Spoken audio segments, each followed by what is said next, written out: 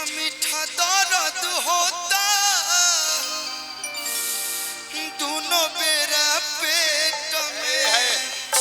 कहलू हाँ पेट में दर्द बा तो मेफ्टल स्पास दे दो। तहरे नु गाना रहे कि का जाने देख के तू अहिला का कहिला मीठा मीठा बाते कमरिया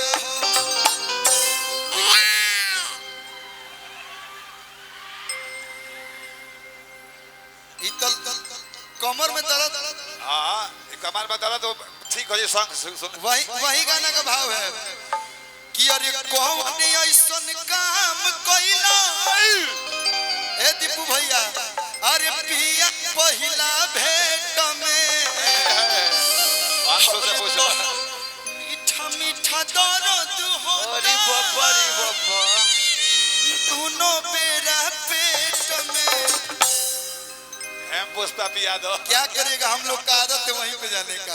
कहलू अरे हमारे मना तो हम कोई से के डांटी भैया हमारे मना तो हम कोई से के डांटी भाई रे अक्को के गोइला प्यार किया चार रोज चाटी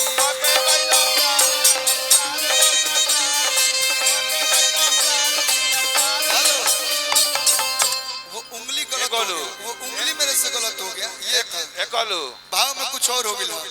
हाँ भैया चटला तो कैसा नोंछा लगला पसीना लगल। अच्छा आपको किस चीज का अचार पसंद है? इनकर मरचाई के अचार पसंद है। हाँ जो मरचा में भर के हाँ मोटका मरचाई के मेरे बारे में बहुत पता है आपको ना। आज तो हम लोग का अनुनाश्रय संबंध है ना। कौन सा संबंध है? अनुनाश्रय संबंध ना ये ना बुझाला हमरा आम का अचार पसंद है कि तहरा आम के स्वाद गोरी हट के बा बाकी खट के अरे बाबा रे टिंगी टिंगी हेलो तो हाँ चलिए कहूँ कोई लेकिन कहे के बा आ कक के कोइला प्यार की अच्छा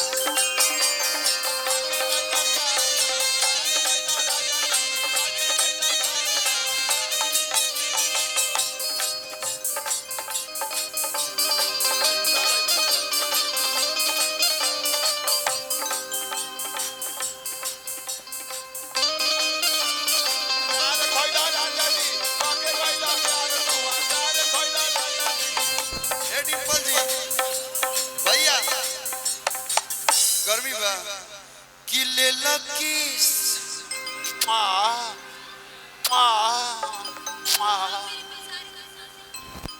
क्या अरे आप ऐसी हैं ही कि आपके पास आने के बाद दिल धड़कने लगता है का भैया दादा हो चीज ये कदम अगर आपके पास आके दिल ना धड़के तो दिल किसी काम का नहीं है। सबका डिंपल एकदम सिंपल रहती है। क्या सुन लीजिए कि ले लकीस हम लिए नहीं है फिल्म में एक्टिंग किए हैं। हाँ ले लिए हैं भाई वो बैकग्राउंड म्यूजिक वाला थोड़ा तगड़ा लेके आया हूं मैं कि ले लकीस दिलमीस उठे टीस राजा जी अतहरा ये ही रहन पे बरखीस राजा जी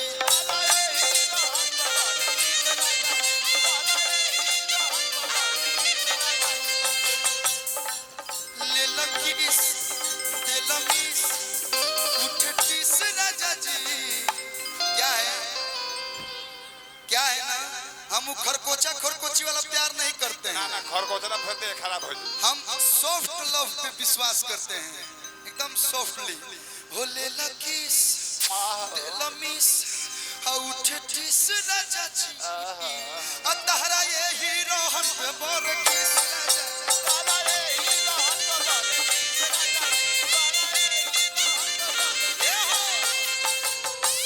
प्यार कोई न सेज पा वहाँ कूलर के पास हट जाइए कूलर के पास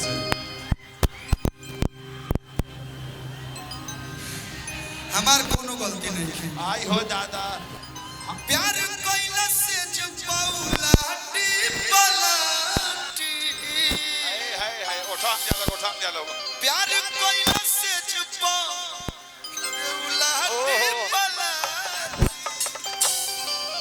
बाचा आई हो दादा बाचा दिया गुल कर डिंपल हंसी छुट्टी दिया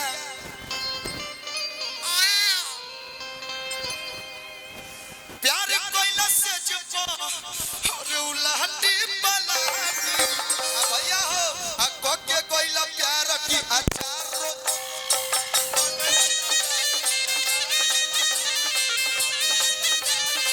और को के कोइला प्यार की अचारो जे चाहती